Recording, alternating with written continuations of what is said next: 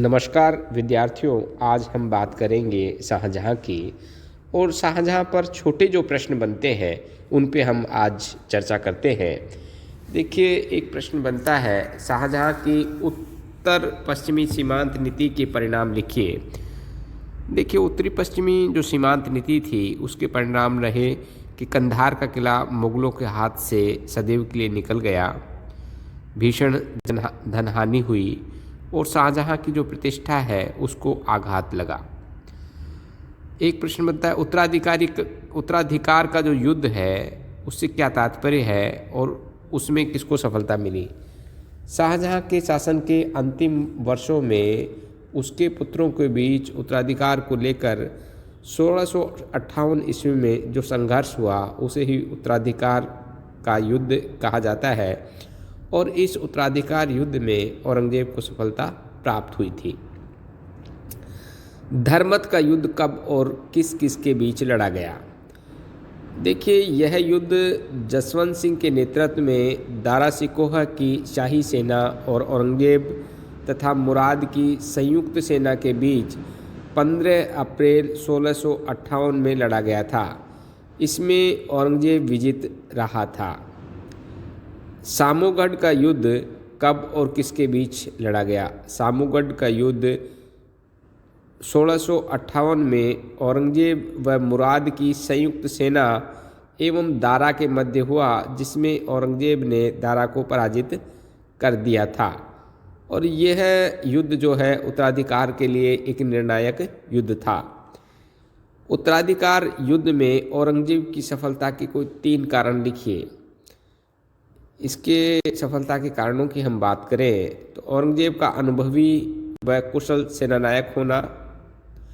दूसरा कारण है औरंगजेब की सेना का पूर्णतः संगठित और अनुशासित होना।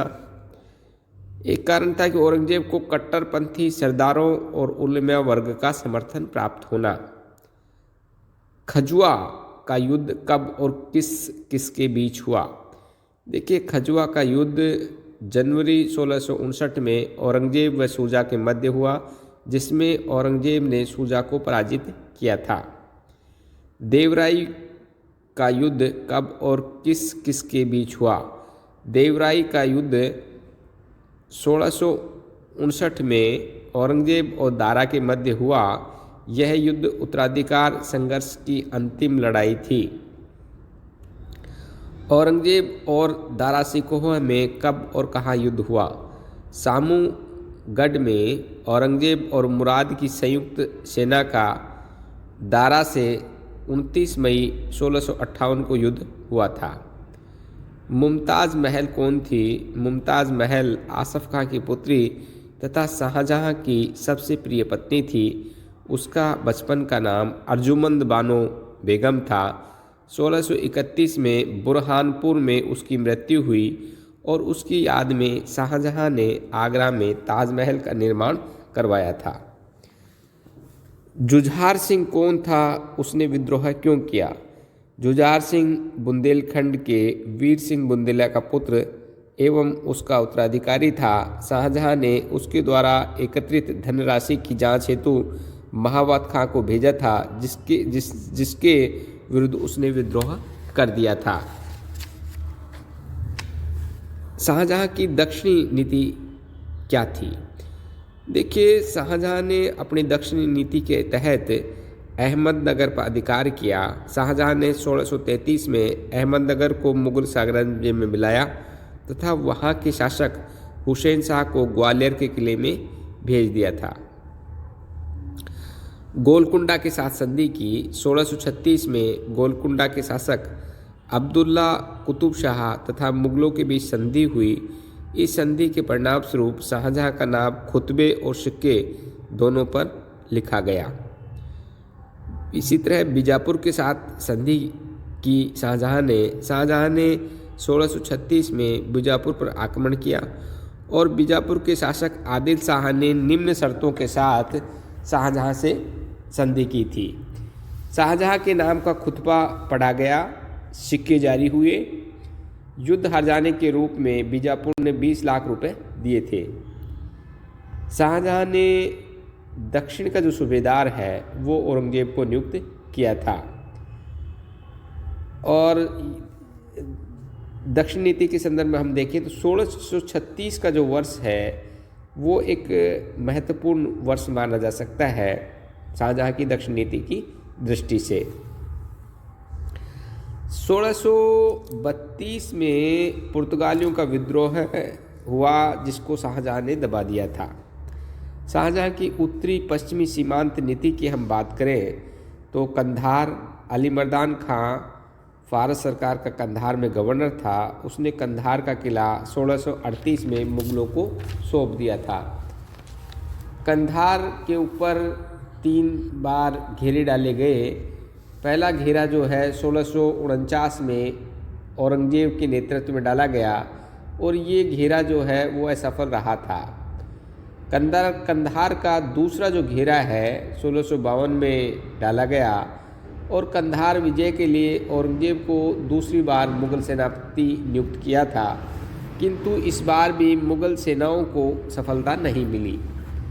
कंधार का तीसरा घेरा जो है 1653 में शाहजहाँ के सबसे बड़े पुत्र दारा शिकोह के नेतृत्व में कंधार विजय के लिए डाला गया, किंतु यह प्रयास भी विफल रहा।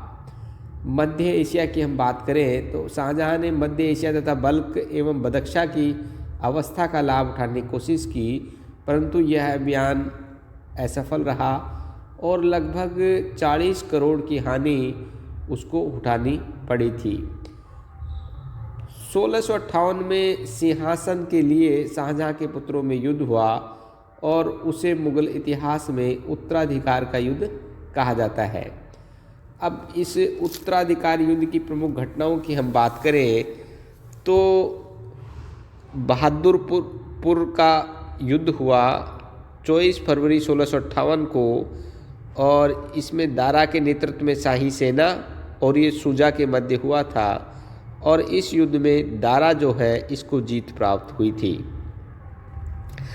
धर्मत का युद्ध 15 अप्रैल 1658 को हुआ और यह युद्ध जसवंत सिंह तथा कासिम खां के नेतृत्व में दारा की सेना और औरंगजेब और मुराद की संयुक्त सेना के बीच हुआ था और इस युद्ध में दारा जो है वो पराजित हुआ था। सामूगढ़ का युद्ध 29 मई 1658 को दारा और औरंगजेब और मुराद की संयुक्त सेना के बीच ये युद्ध हुआ था और औरंगजेब जो है इस युद्ध में जीता था। खजुआ का युद्ध 1659 में हुआ ये औरंगजेब और शुजा के बीच। इस युद्ध में शुजा पराजित हुआ और औरंगजेब को जीत प्राप्त हुई थी। इसके पश्चात इस उत्तराधिकार का जो युद्ध था इसमें अंतिम युद्ध था देवराई का युद्ध और ये देवराई का जो युद्ध है अप्रैल 1659 में हुआ था औरंगजेब और दारा के बीच।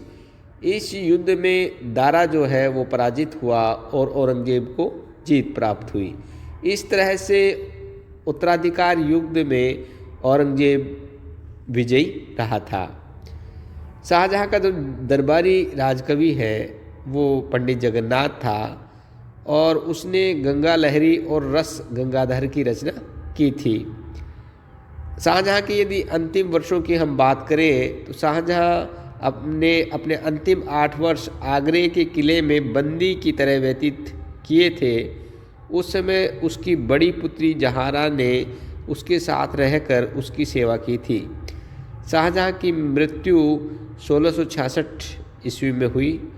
शाहजहाँ के शासनकाल का जो वर्णन है फ्रेंच यात्री बर्नियर, ट्रेवनियर व इटालियन यात्री मनुची ने किया है।